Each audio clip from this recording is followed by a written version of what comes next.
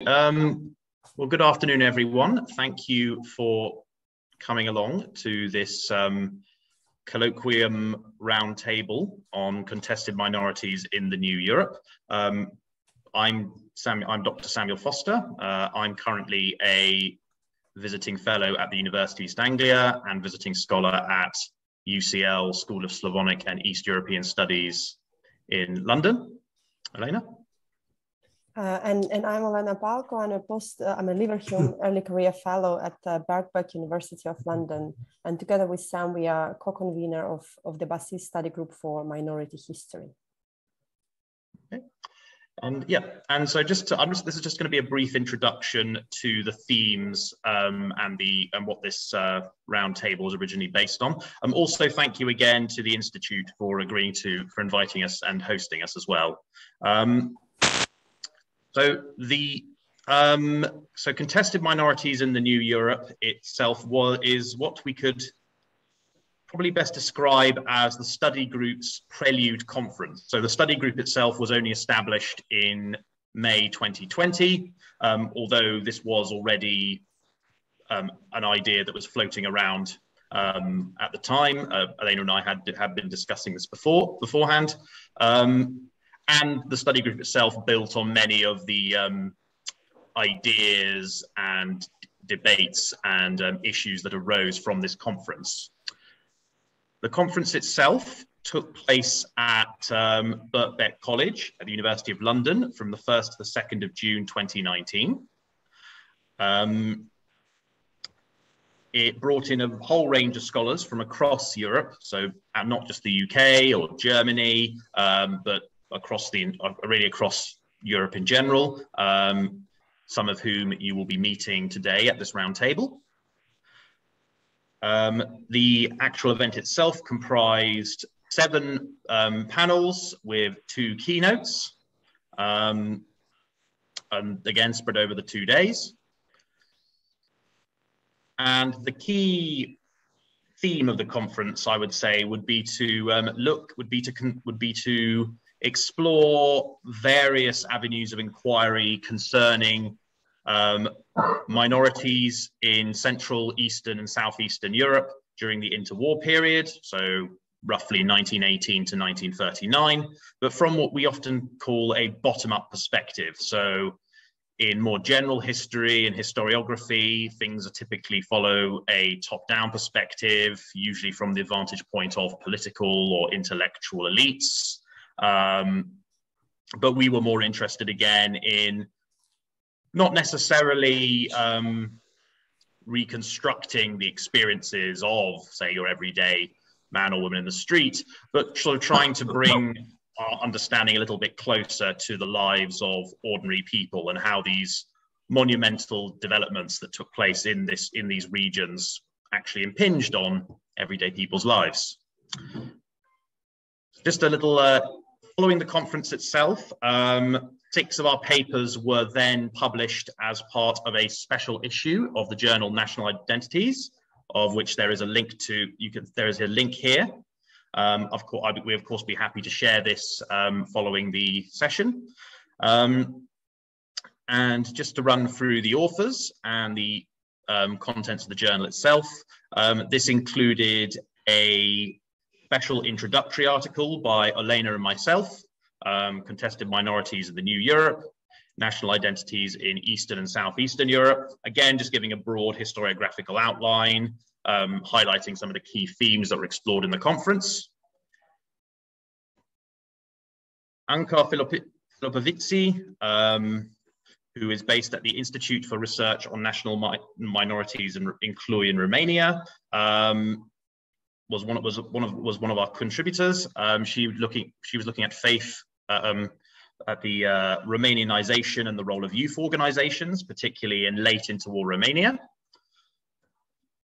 We also had Mart Kulkep, who unfortunately couldn't join us today. He's based at the University College London, looking at the politics of Estonia's Swedish minority during this period.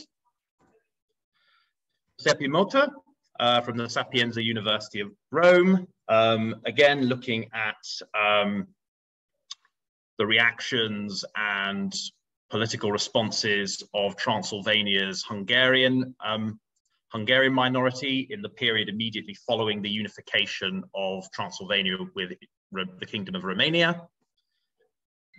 Petru Negura at the Free International University of Moldova, again, looking at the role of education and nation building, offering a comparison between Romania and Soviet peripheries, particularly the regions of Bessarabia and Transnistria. Stefan Stuck, who unfortunately also wasn't able to be here today. He's an independent scholar now. Again, a slightly smaller scale case study on the Polish-Ukrainian Bulletin in Bielorusski's Poland and the idea of spaces and forums for political and artistic expression in what was ostensibly an authoritarian state, one of Europe's first authoritarian states. And finally, Christopher Vend, who's now based at the European University Institute, whose article looks at the formation of German national identity, or some variation of German national identity, in the Banat region of Romania. Okay, so that's pretty much my part then. We can now, okay. So I'll now hand you over to Elena. So really we shall hand over to our presenters just to explain very briefly the research that laid the foundation for their articles before we switch to a more general discussion. So Anka, you have your 5 to 7 minutes. Thank you, Elena. Thank you, Sam. I'm very happy to be with all of you here today. So my paper was dealing with a youth organization called Straja Țării, which is the Sentinel of the Motherland in English. I was researching the monograph of this organization for a while, and the specific interest in this topic started with a picture, the topic of the paper from National Identities. And it was a picture that I found in an online archive from Bukovina. And it represented a young Jew wearing the Sentinel uniform and performing the Sentinel salute with the outstretched arm, which is the Roman salute, but was sometimes correlated with the Nazi salute. And the question that struck was what were Jews and minorities doing in a national patriotic organization like Straja Țării? So the focus of the paper was on the relation of this organization created by King Carol II in 1934, the relation of this organization with minorities and especially with Jews. And I argued that this instrument for controlling youth lacked any mechanism for integrating minorities, though every youngster had to join the Sentinel of the Motherland, no matter the ethnicity, at least until June 1940. Just to reveal some important points of the paper, the organization followed closely the formal model of fascist Opera Nazionale Balilla in Italy and Hitlerjugend in Germany, but was also indebted to scouting, while actually being in trend with the worldwide regimenting of youngsters in times of crisis. But what must be emphasized is the fact that the king's regime was not fascist, and even if after he introduced the dictatorship in 1938, Romania was still enjoying a limited degree of political freedom. So since its creation, this organization stated that the organization was addressed to all Romanian citizens, and this was one of the main differences between the Sentinel of the Motherland and other institutions like Hitlerjugend. And it was designed like that out of foreign policy strategies, as the king aimed for political support from his traditional allies from England and France. And he was also under the pressure of the League of Nations, who was assaulted with petitions from international bodies in favor of minorities. So Straja Țării was building national solidarity by overruling diversity. And the main points in the paper is the fact that citizenship was used as a term that was suggesting the aim for integration, but the formula was rather recalling the scouting openness to diversity, because the policies of Romanization haven't really been designed to raise the fidelity of the minorities. So the organization had rather a dissimulated integrative tendency. Another important point is the fact that the Christian Romanian element prevailed, as Romanianness was defined on ethnocultural terms. So any religious or ethnic distinctiveness was apparently ignored. The organization worked as a channel of transnational connection between the royal dictatorship and other fascist regimes, although many members of the organization were Jews. And actually the Jews were the main focus of the paper, because they were the non-Christian population received as the absolute other, incapable of integration, while at the same time being perceived as an unwanted competitor on the social and economic arena. I used several memoirs of former Jewish members, and the main attitudes that can be depicted refer to the fact that for some youngsters, the sentinel of the motherland was attractive for its parades and its paramilitary atmosphere. Others felt rejected when they showed too much enthusiasm or desire to integrate, while for others it was an impulse to create alternative islands of identity by joining youth movements, Jewish youth movements like the Zionist ones. So what the Sentinel of the Motherland as a case study offers is in fact a reflection on how the process of assimilation worked during the interwar decades.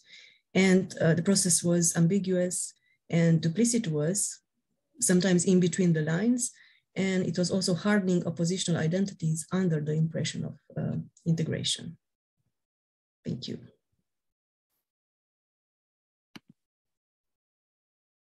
Thank you, Anka. Giuseppe, if you could perhaps continue.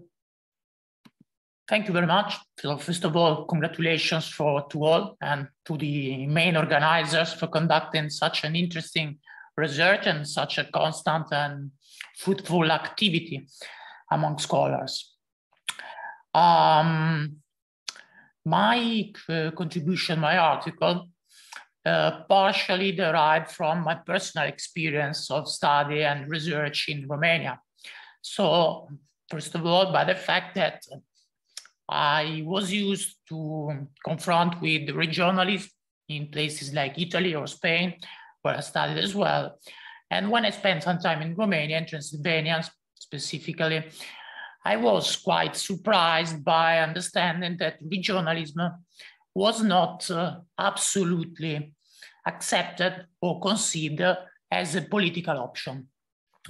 So naturally, my research in the field of Romanian history included also this particular aspect. And in particular, what got my interest since the beginning was the doctrine of Transylvanism. That was one of the different responses that Magyar intellectuals adopted after the union of Transylvania with Romania at the end of 1918. Basically, starting from Transylvanism, and in this case, I would like to thank Olena and Sam as well, because they contributed to enlarge and the vision that I had of that particular phenomenon, and to put it into a more comprehensive context. So I analyzed Transylvanism as one of the different options that the Magyar communities gave to this very important historical momentum. In the article and the research, I tried to define some main categories, which of course included those who preserved in an orthodox way the links with Budapest, with the old Hungary, and the idea that the new reality was totally to be refused.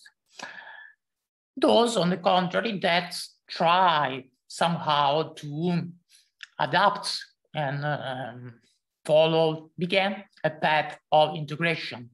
For example, it was interesting to have a look at the journals or publications of the Magyar communities which used Romanian as the language of communication in order to use the language, the common language, which was Romanian, and the use of this language, in my opinion, indirectly meant an acceptance of that state of things in order to persuade the Romanian public opinion of their sincerity or their loyalty as Romanian citizens of Hungarian identity.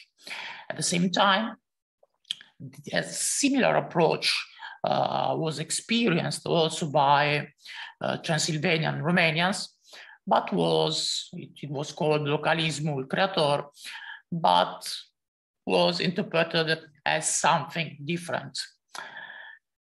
And basically, the idea that an integration of Hungarians, Transylvanian Hungarians in Romania could be possible had inspired the young generations of intellectuals, many priests.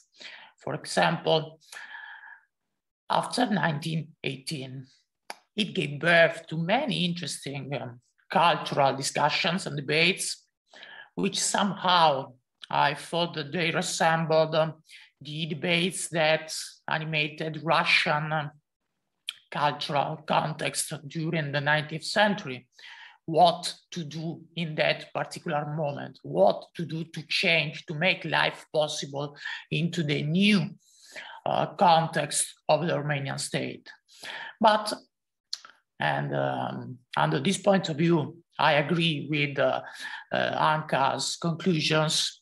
At the end, exactly as what happened with the movement Straja-Zari, these attempts of uniting, mixing different national identities into a multicultural regional scheme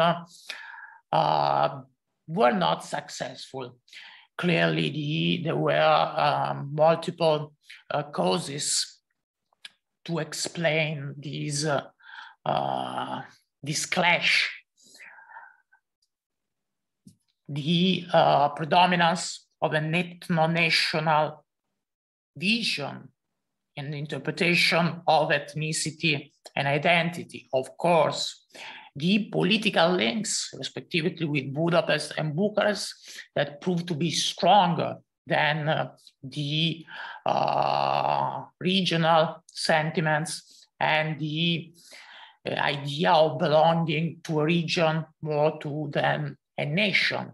And one of my conclusions is that the failure of this very ambitious experiment had to be placed, of course, in the overall context of increasing nationalism, but also in more in local dimensions. That is to say that I argue that finally this movement, Transylvanism and other local regional interpretations of Magyarism and multiculturalism that developed in Transylvania failed even because they were not successful in providing a serious political option and remain at the level of cultural suggestions, cultural debates. And this was also one of the elements that I think is useful to understand the particular reality of Transylvania and the particular, special nature of Transylvanian regionalism, which had never developed seriously during the whole of the 20th century, notwithstanding many more or less serious attempts. So thanks. I hope I hope I briefly explained what was the main idea and the content of the research. Thank you once again very much. Thank you, Giuseppe. Now we are moving to Petru.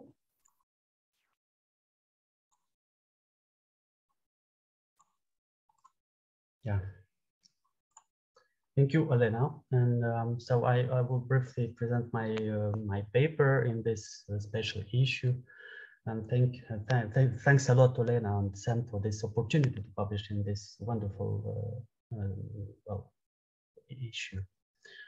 So my paper examines the public primary education of ethnic minorities and the local responses to schooling in rural areas in two neighboring regions, Bessarabia and Transnistria, during the interwar period.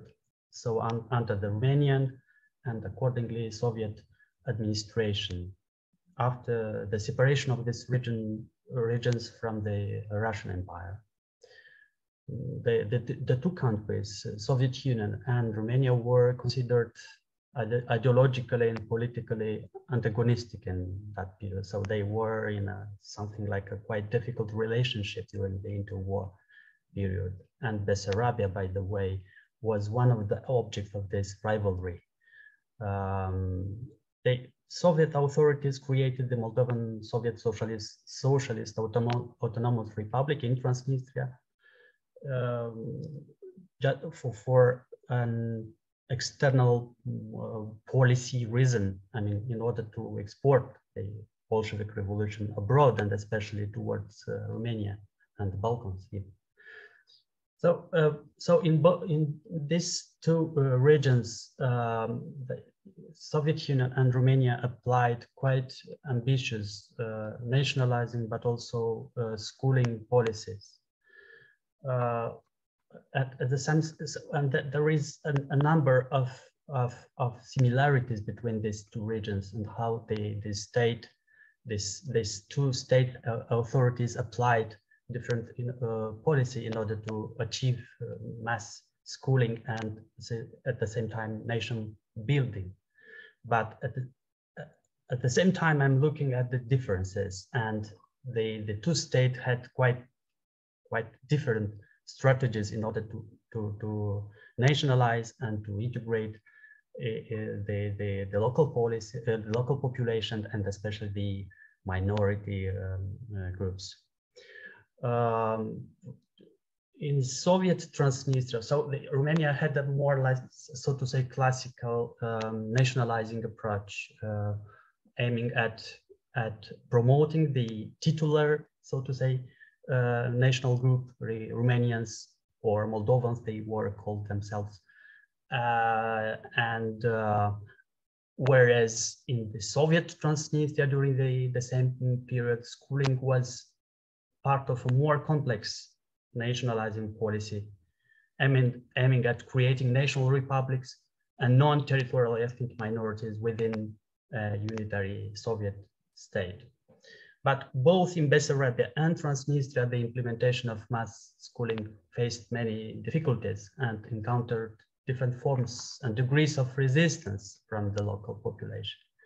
So my paper looks at these various, responses and manifestations of resistance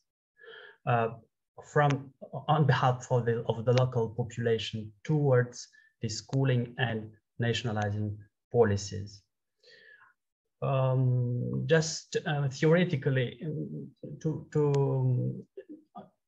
we can say that the Tarazaras and Peter Judson and others' concept of national indifference could be useful in this case.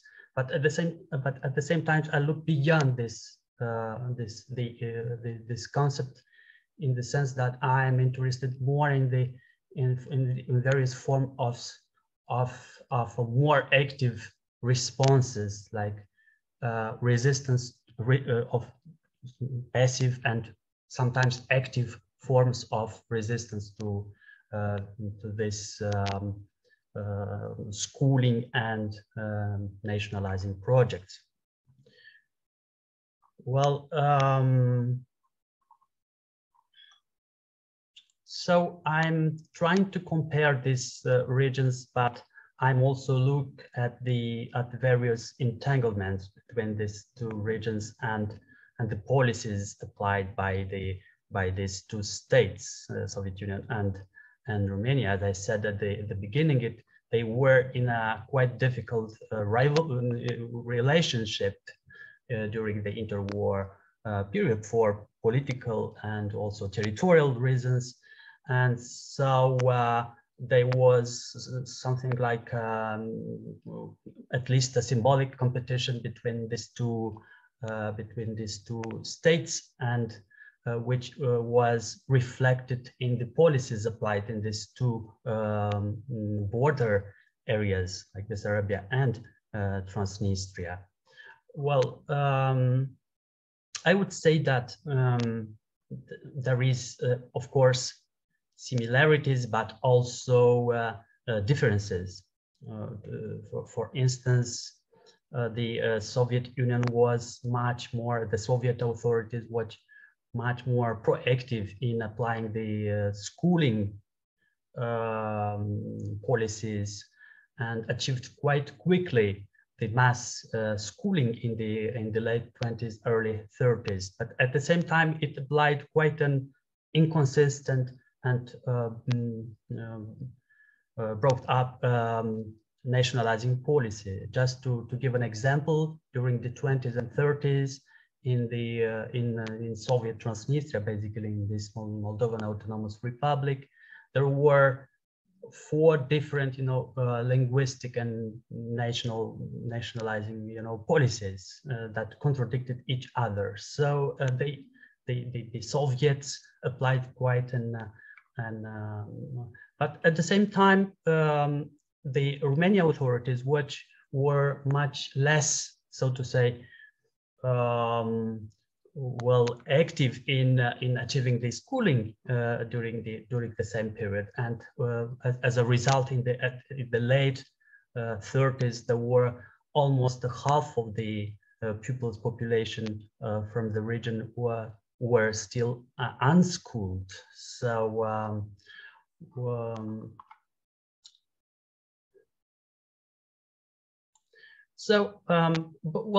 both states embraced a modern mobilizing model, just to quote Khalid. And even applied different, discriminatory policies limiting the rights to education in the mother tongue for some ethnic minorities in the late 30s for, different reasons, and including as a response to the perceived threat from abroad. And but this they adopted a centralized administrative model and a defensive strategy with the neighboring countries. But I would say that in both contexts, resistance to schooling and nationalizing policies by the local population opposed this process of social and national homogenization to defend its local interests and loyalties. When this resistance was perceived by the state apparatus as a threat to the general policy of political cohesion and nation building, the soft policies of integration through schooling and nationalizing policies were replaced by repressive strategies. And it is what we see at the end of the 30s and early 40s. Yeah, this is pretty all I wanted to say about my paper. Thank you, Petro. And finally, Chris, you have your 5 minutes to tell us about your research. Great, thank you. I actually have a few images too, which I'll try to share. Let's see.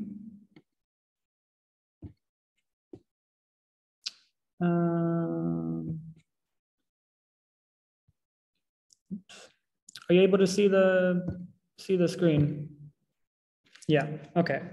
Well, then I'll start by also expressing my thanks to Olena and Sam for the conference and for having allowing me to be part of this community that has persisted past that. And so I'll briefly explain the kind of the main points of my paper. And this was what I was looking at here was really how a discourse on Germanness, or what it meant to be German, was shaped in the Banat among the population that identified and was identified as Swabians from the late 19th century, so from Habsburg Hungary through the late 1930s, as when the state was, when this area was part of the state of Romania. Largely focusing on the interwar period in my own empirical research, and focusing on how this, what I look at Germanness as a sort of spectrum, and how this spectrum was drawn and then more or less narrowed by the end of this period.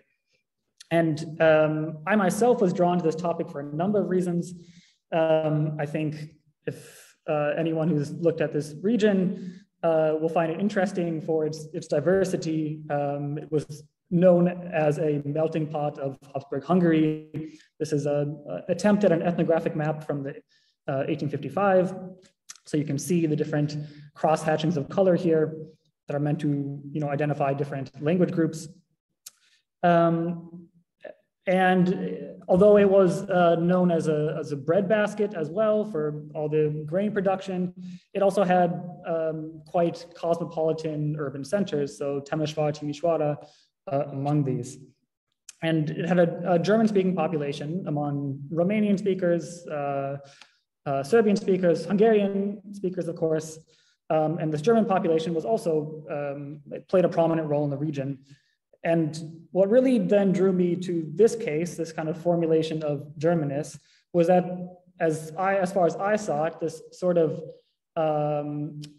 emergence and shaping of a national movement was so obviously constructed. It was so obvious in how there was a lot of work done in making the movement exist in the first place, and how obvious it was that it was internally contested.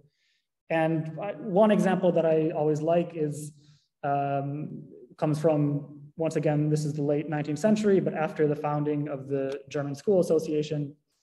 In 1881, in the Banat, there are protests both for and against receiving aid for German language education. So protests by German-speaking communities for and against basically this German School Association, which reflects really the fact that the elite of the Swabian population was very open to Hungarian culture, and a large part of it had actually assimilated more or less into Hungarian speaking society, and was supportive of the idea of a unitary Hungarian nation state.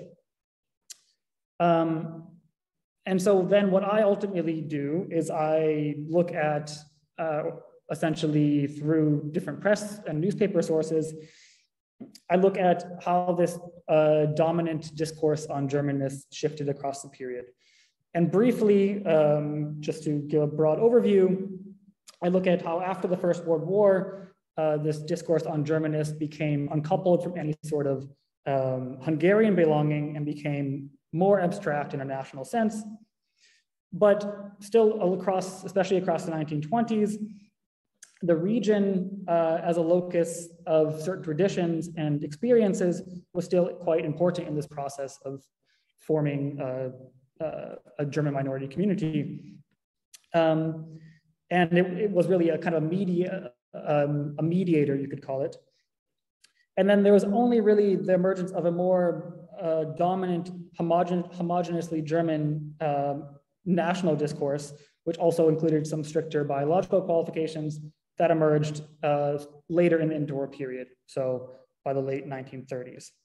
So once again, in a very rough sense, you could say that this discourse went from more of a Hungarian German as a moniker of expression to German Swabian to Romanian German. Although, of course, this process was never complete in any sense, and especially the Romanian German part of it was quite contested.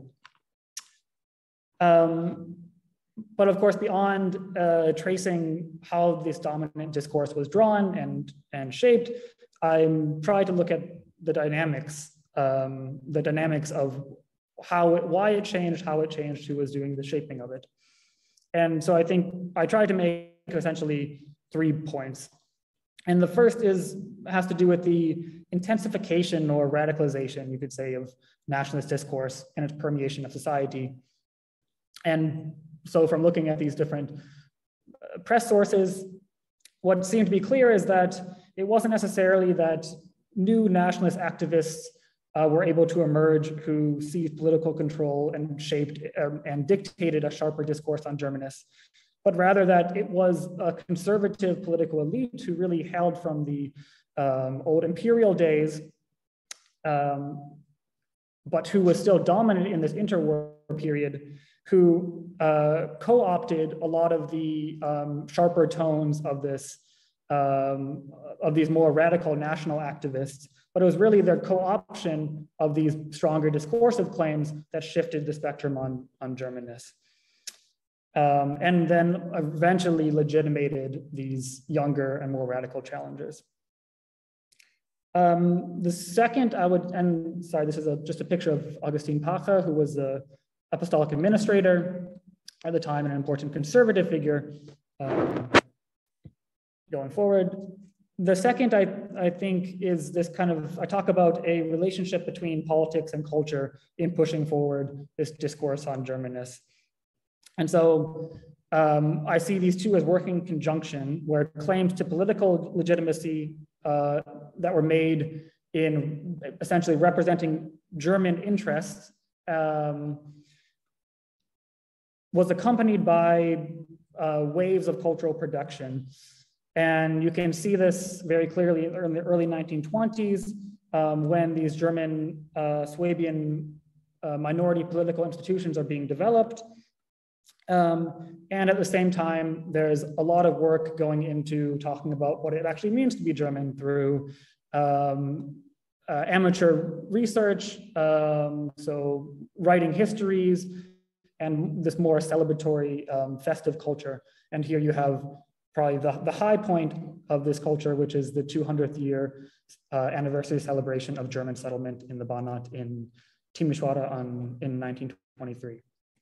And then the final point that I bring up and that I want to make, which is fairly obvious, is that the greatest discursive shifts came in moments of distinct change. So after the First World War, for one, and then I would say also with the Great Depression and the rise of the Nazi regime as another one. And so these were moments of, upheaval, but there are also moments of opportunity for those who sought to effect discursive change. But at the same time, I think it also shines a light on how this minority community, which was a minority in becoming, was very much also should be seen in relationship to other communities and institutions. So of course, other German-speaking minority communities within Romania, but also the Romanian state itself, and then of course, the German state. And so how I think this shows how impulses and changes that arrived from outside of this, what is often presented as a very internally, bound community, were also very determinative in shaping this discourse on Germanists among the Swabians.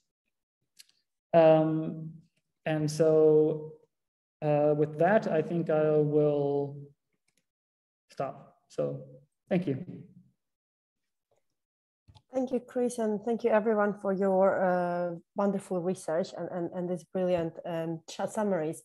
So we'd like now to use our opportunity as moderators to ask a few questions and a few perhaps more general questions on the issue, on the region. And then perhaps I would ask those of you who would like to respond to this particular question just to raise your hand so we could see like kind of who's willing instead of just waiting for answers. So I'd like to start with a question specific to perhaps Romania. It is interesting, it occurred to me when we started preparing for this roundtable that 4 out of 6 articles in our special issue focus on the minority experiences in interwar Romania. Is there anything specific about Romanian politics during the period that makes it such an interesting case study for researchers? Can we speak of a particular Romanian response to the so-called minority problem in Eastern and Southeastern Europe? So, Anka, yeah, perhaps you could also use the function raise your hand so we can just see, you know, who wants to respond. But I saw you, Anka, so yeah, go ahead. Okay. And identify in any way that you'd like to respond to this question, so we just know. Sorry. Thank you. Well, I will answer this question as a Romanian scholar interested in Romanian history, and I'm sure my non-Romanian colleagues will probably have their own arguments. I will just want to point out some of the specificities that make Romania an interesting case study. And I think one of them is the fact that minorities here come from all the 3 defunct empires. And these populations bring their own legacies, which were pretty difficult to address while all the efforts were channeled to unification and building the nation. In interwar Romania, there were over 20 minorities, and some of them had a large share on certain regions and in urban area and in certain economic and social sectors. And this brings another specific point, which is the educational and social gap that existed between certain minorities and Romanians in the context of an agrarian country where almost 80% of the population lived in a rural area and where half of the population was illiterate. So a massive accent should be placed on the incapacity of the Romanian parties and on policies, no matter the political color, to address the social and economic problems of the state, this generating the need for scapegoats that were usually found among minorities. And of course, a certain specificity is the fact that Romania had a rural, archaic, traditional culture that was dominating the society, a society that was associating modernization with something conflicting with the national identity, was associating also with minorities that were perceived as otherness and foreignness. All countries in the region had nationalizing policies, but I think Romanianization was just not suited for a smooth integration of minorities, but rather for assimilation and rejection. Thank you. Would anyone else like to comment?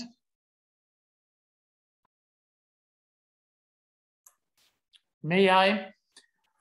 It's Giuseppe. Possibly another, I think, important factor is that Romania is the conjunction between the East and the West.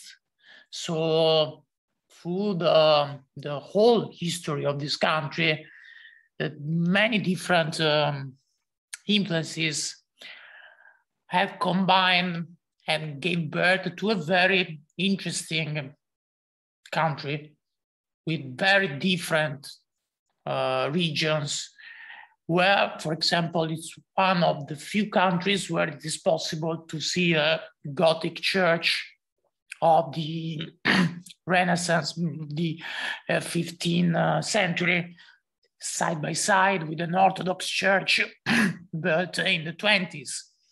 Or so many different influences, even under the aesthetic, architecture, cultural point of view, that curiously made many of the regions of Romania particularly interesting, especially for a Western citizen from Italy like me.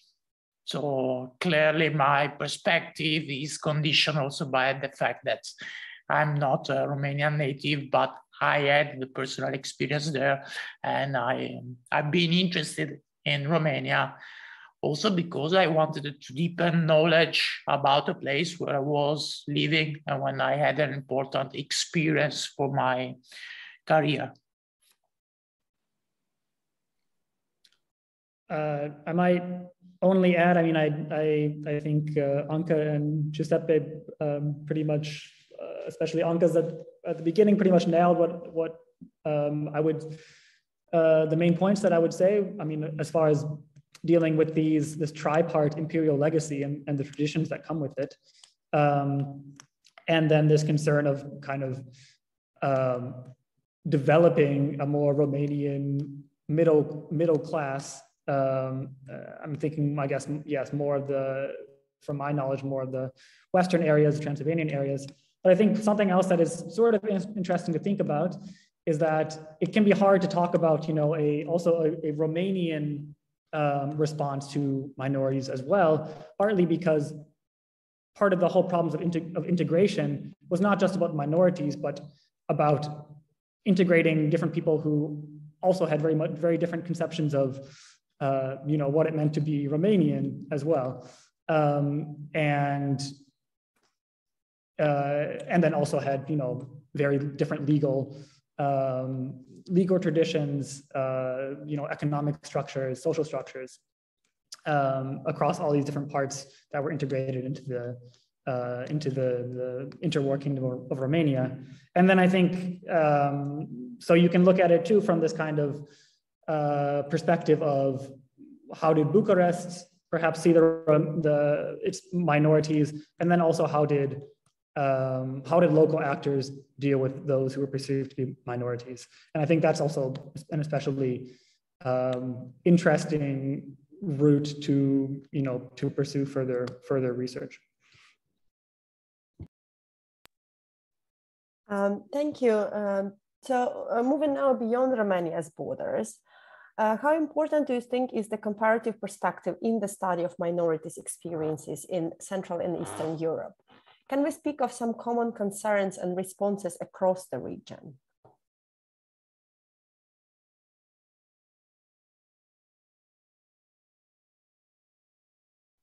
Yep, Giuseppe, Petru.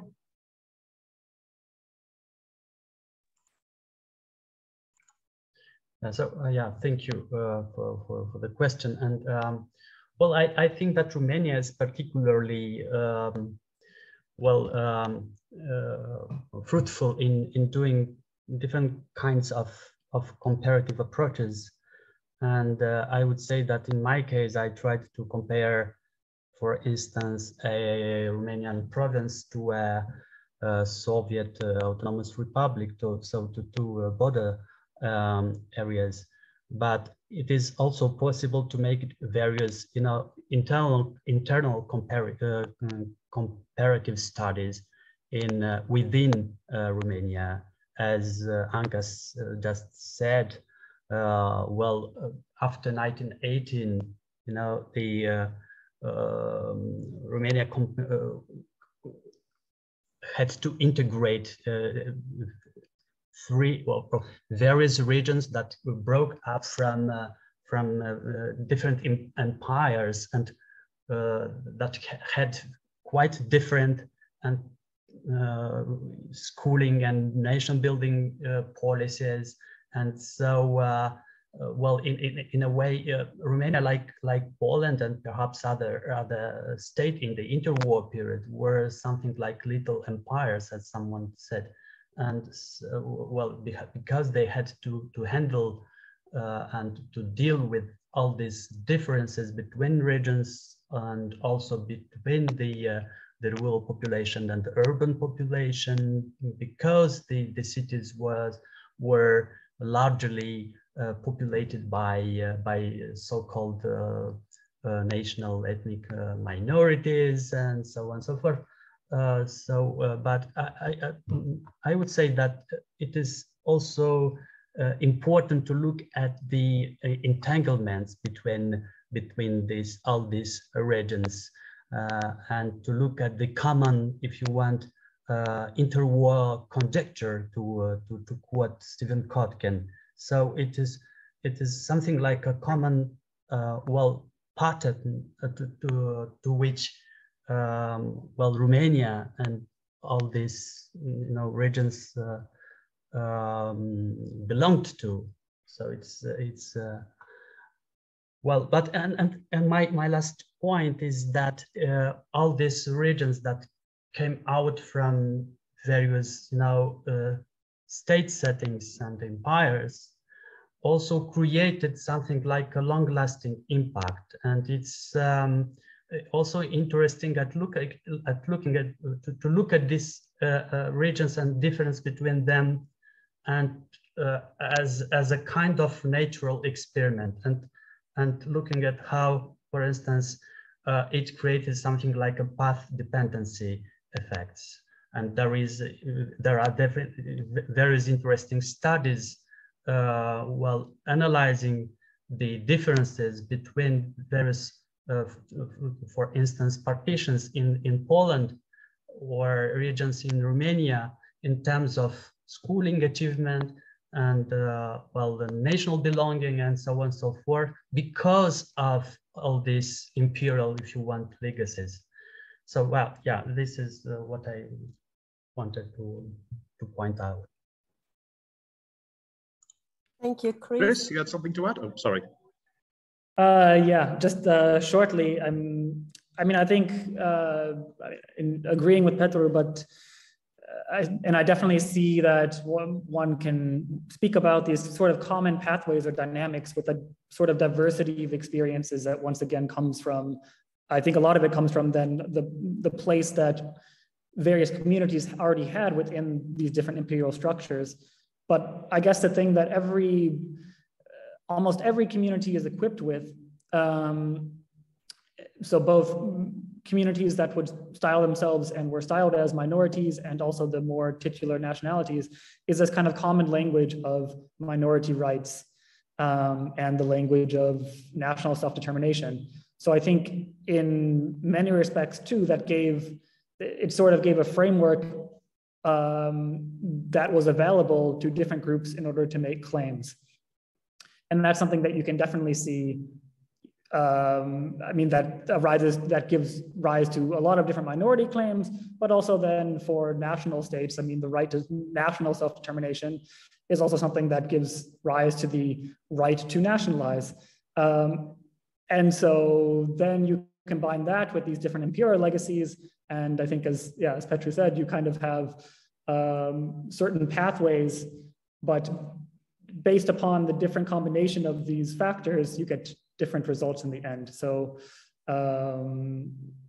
yeah, I think you could end up kind of grouping a lot of these individual experiences or clustering them into sorts of different groups.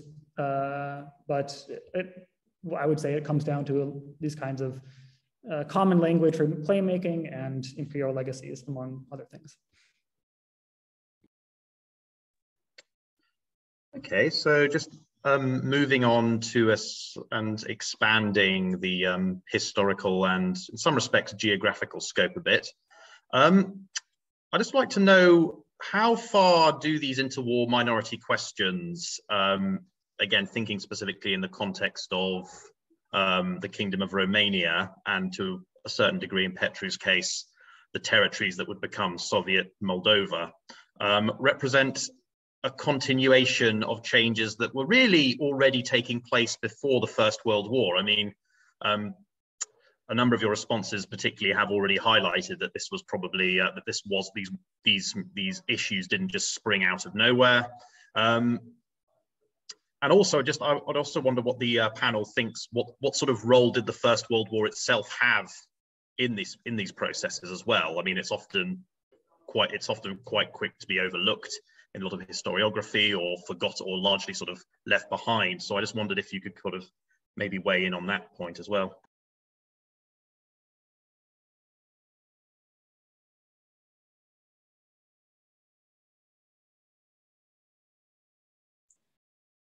Well, if I can just try to give you my opinion, I think that war was essential because it was maybe the final point of a long historical process, which was incredibly accelerated during the years of war.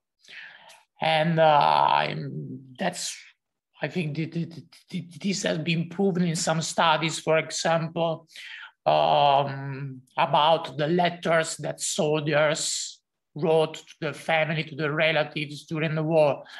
and literary analysis I've read once from a professor of the University of Cluj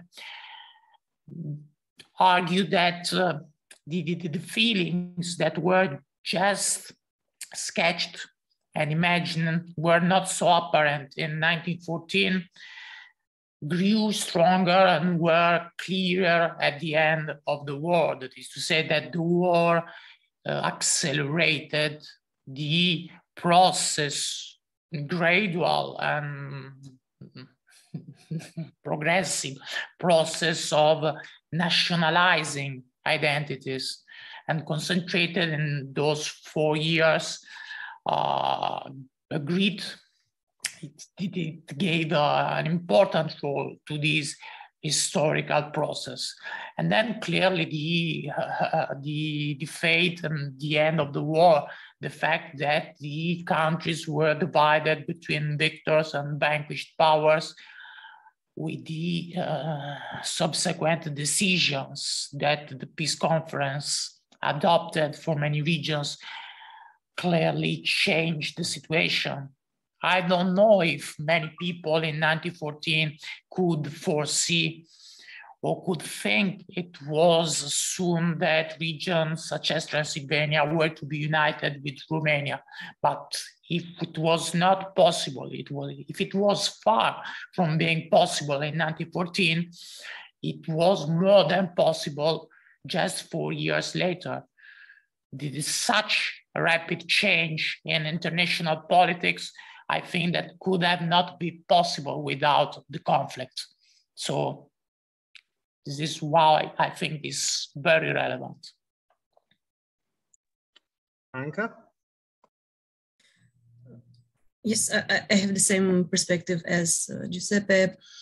I think the war itself was rather the change. And in short, at least concerning two main aspects, the fact that this new geopolitical order brought the emancipation of Jews in Romania, Jews being here the last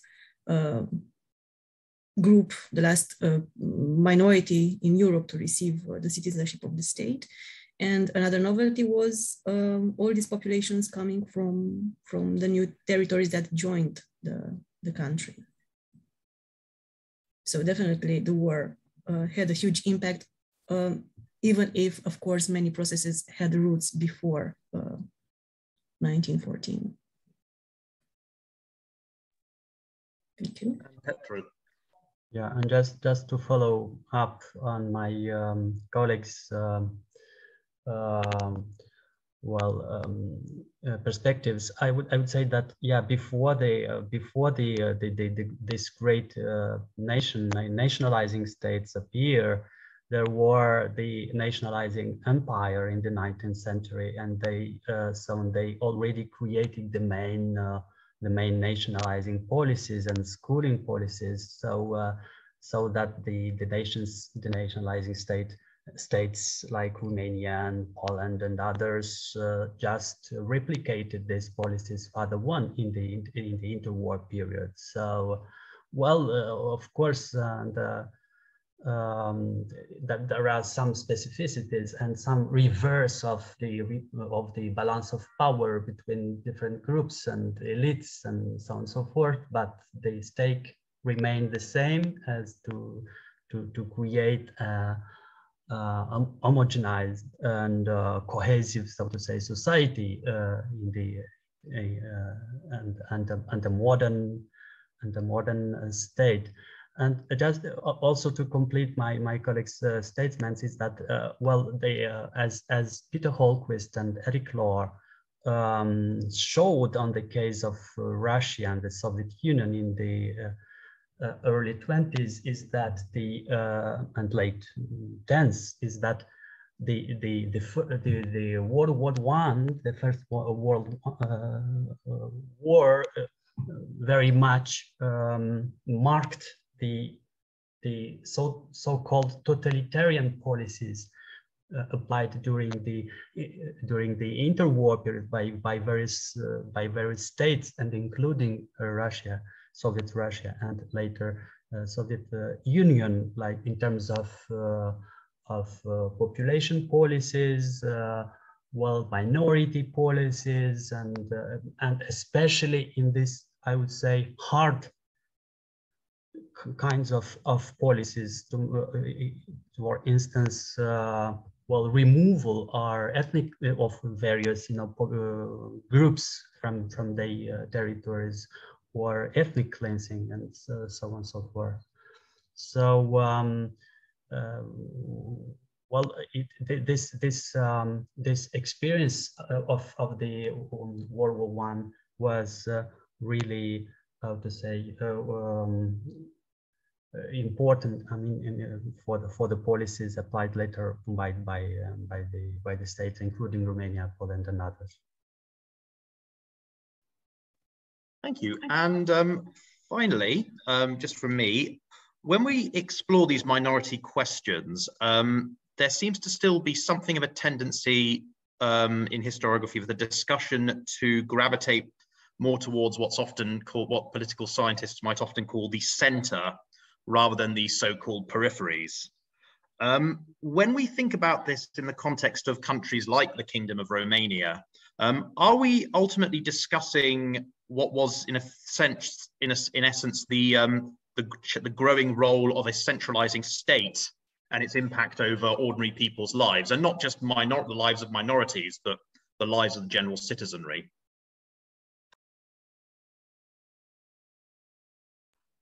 Petra? Oh.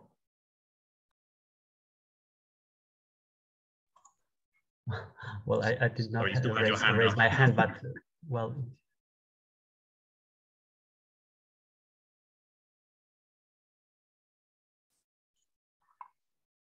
I think Giuseppe wants to. No, I was wondering about the question, what did you exactly mean? So if you can better specify in order to let me understand. Yes, I just to clarify, what I meant was when we're looking at minority questions in general, not just in the context of Romania, but in the case of many of these Central and Eastern European interwar states, are we?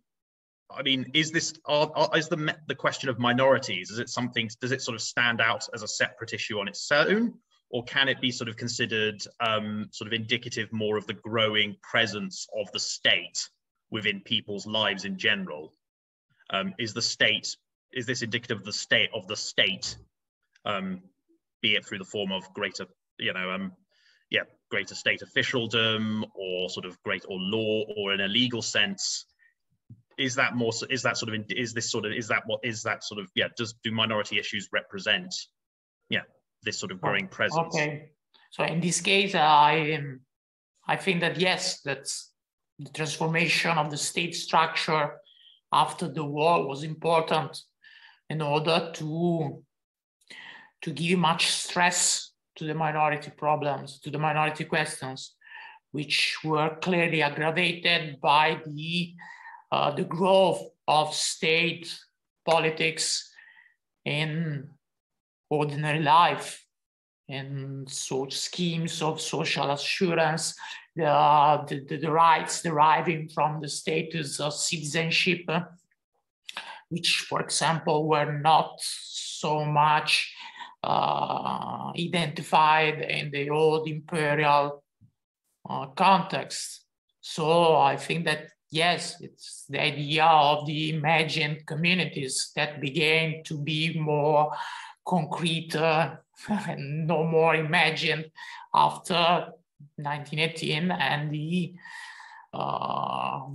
consolidation of national state structures and politics.